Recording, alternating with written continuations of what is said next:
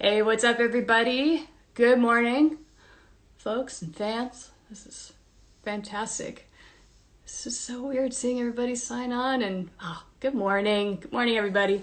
My name is Nicole. I'm one of the newer members in the band, but I play drums with I Am They, and it's awesome. Coming to you live from Brentwood, Tennessee, which is not too far from Nashville. I'm sure you heard that town before. So fun to be hanging out with all of you this morning. Thank you for spending some of your morning with me and the rest of the band. I hope you too have your cup of coffee. Mine is to the point where I probably shouldn't try to drink it because it is so full. Whoops, my bad. So many of you know that each of us in the band are taking a day to share our faithful God story. And today, yes, is my day. So I guess here we go. Thank you for all the hearts. That's super cool. I don't know what that means, but it's fantastic. I thought I would approach this maybe just a little bit differently. But first, in case you're wondering, I don't have a cute puppy or cute kids that might come in at any time, but I have a cute cat that my parents are taking care of, but she's technically mine. This is my cat, Gilly. I can't really see it great, but there she is. Boop. That's what I do to my cat all the time. I'm sure I drive her insane. But anyways, so there's my cute thing. It's my cat. So like I said, I thought I'd approach this maybe just a little bit differently and tell you my most recent story of how I've seen just the faithfulness of God. This most likely is not a huge shocker, but I truly saw his faithfulness in a whole new way through this whole pandemic and the COVID season. And the first line of our new song, Faithful God, really sets it up pretty well. That first line is, I'm surrounded on every side and I can't see the light of day. So that's how the song kicks off, and obviously it explodes from there. But I know that everyone has and is experiencing this pandemic very differently. We all, almost overnight, and for better or for worse, suddenly became trapped in whatever living situation we found ourselves in, right? And that was about March, I think that happened. And for me, I suddenly found myself terribly isolated, and I'd go as far as saying brutally alone. In particular, once May hit, that was kind of when I really understood the gravity of what was happening. Now I have a great roommate, but she was able to continue to keep working, and she was working crazy overtime trying to figure out how to navigate this whole season. So that was kind of insane for her, but she was really never here. All my family lives back in Washington. You might be thinking, well, what about your friends here in Nashville?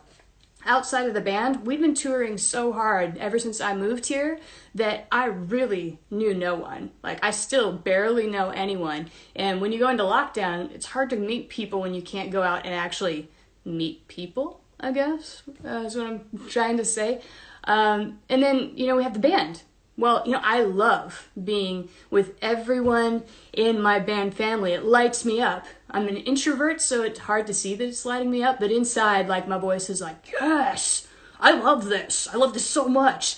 I have this internal coach thing that's always shouting at me. But anyways, I love being with them. But at the same time, they have families. They're trying to negotiate through this whole thing too and figure out what to do. And so I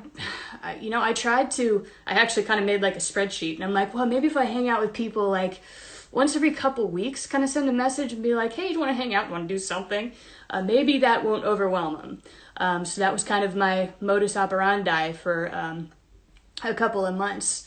Cause I just didn't want to put that burden on them, that them going in this season 2 would have to think that suddenly, they gotta hang out with Nicole more because she has nobody to hang out with. I didn't want to do that to them. So there I was. So what on earth do you do with the other 13 days? Because that's a long time to not see anybody that you really know. So I handled it okay at first. I'm a list maker, so I wrote down list on list on list. But, as the weeks went on and I was flying through these lists, because if you don't know me, I've kind of got this Navy SEAL mentality that I will go until I completely sorry, I just said wave because I read everybody's waving. Hey, it's hard to keep talking when I see all these waves. I will wave once to y'all. There, I think I've done it. But yeah, I've got this Navy SEAL mentality where I'm like, I will go until my body breaks down, and that's about the time I'll think about slowing down. So these lists, I had just put together these lists, and I was flying through them. And I literally ran out of things to do. Because, my main job is playing a band, and on the side, sometimes with the band, I do road managing, but I don't do it all the time. And suddenly, we had no shows and no potential for shows. So everything that I'm used to doing, I just had nothing left. I was, like I said, I was out of things to do. So here, actually right here, pretty much in this chair, this is where I sat. If I wasn't sitting here, I guess, and the sun was maybe out, I was going for a run. Now, keep in mind, I was not a runner up to this point. I had been a runner in college, burnt myself out, so the last 10 years, I'm just taking it easy. Once this pandemic hit, suddenly I found myself almost overnight running 8, 10, 12 miles every single day, which is nuts. But kind of going back to that Navy SEAL mentality, I could do that until my body just completely gave out. And it did. To the point where I could barely keep walking. Like in the morning, I would contemplate when I thought I was brave enough and ready enough to put my feet down because it hurt so bad. And again, no one really knew that because I didn't see anybody for, 12, 13, 14 days sometimes. So I could hide it pretty well, but I was miserable. So those are just some of the things that I was going through. But truly, like, the deeper issue that I had to figure out was why. Why were all these things cutting so deep into my heart? And one day, honestly, I was just sitting here thinking, because that was on my to-do list for the day. Take some time to just sit and think, which looking back seems kind of funny. But I was just sitting here thinking, and it finally hit me.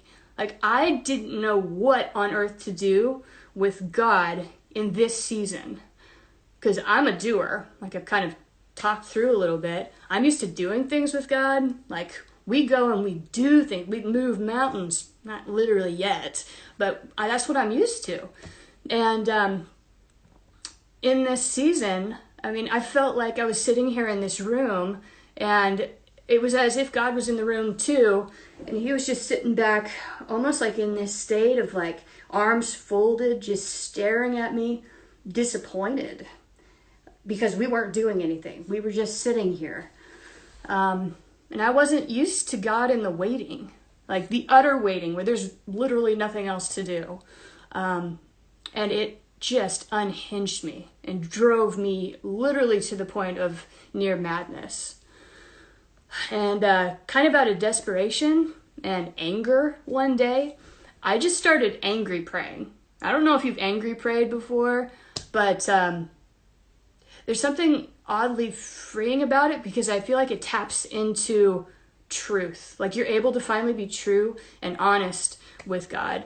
Because you're kind of just putting out aloud all the things that you're kind of holding back from him. And I just started angry praying at God. And I'm just like, God, what do you want from me? Like, I do not know what to do. Like, I'm at a loss. You tell me.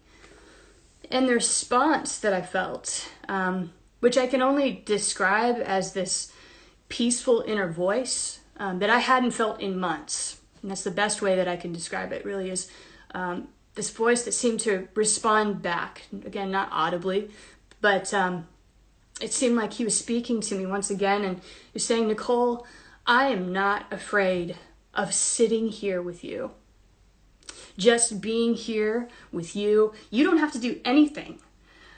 And, I am more than happy. I'm more than able, unconditionally willing to just be here in this space with you.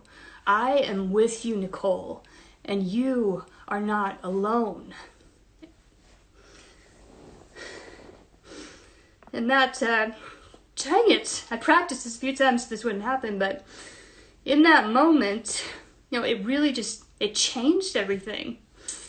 Not completely overnight. Obviously, I still feel it right now. But over the course of the next few days, hope came back, peace came back, the stillness to be able to sit in that moment and just be okay with nothingness because I knew that I was with God and He was faithful. Like, I could feel that again, and I wasn't going crazy like I had been just days before that. And it just felt like that trust that I had in God, that He would be faithful in every step that I was going to take, no matter what it looked like. Like, I could feel that again, and I believed it again. And which ties back kind of perfectly, going back to the song in the bridge, that the first line of that bridge is, I am convinced that your promises will hold together. And I connected on a new, deep, visceral level to that. Because I had to learn what it was like to believe in a promise, even when the world was falling apart. I've never had to face that before in that kind of way, when it was like the actual world, not just my world, but the world seemed to be falling apart. And as I started to believe in that, I could then feel and believe that second line of the bridge that says, and I will dwell in the hope of your love forever. That I can believe that He will be faithful, and no matter what the circumstance, I can dwell in that hope forever. I can trust in that. So yeah, sorry that I got emotional. Dang it. I tried. So that's my story. I guess if I could leave you with something, it'd be two things. One, that God is not afraid of the truth of your angry prayers. Looking back, I dare say that my most honest prayers in the past, not all of them, but some of the most honest prayers that I've prayed before tended to start out angry or confused. I just started talking to God. I basically just said, here's where I'm at. Like, what do I do now? And it was amazing to see how many times that those prayers led to healing within a very short amount of time. I'm not going to put a timestamp on it because God responds differently to all situations, as do our hearts to that.